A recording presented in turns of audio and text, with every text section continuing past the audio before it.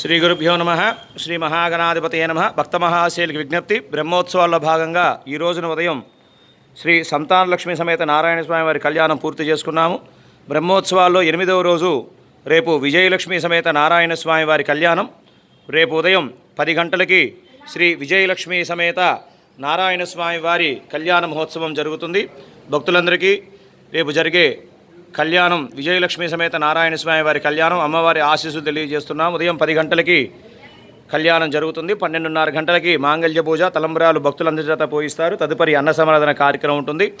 కావున భక్తులందరూ విచ్చేసి కార్యక్రమం జయప్రదం చేయవలసిందిగా కోరుచున్నాము.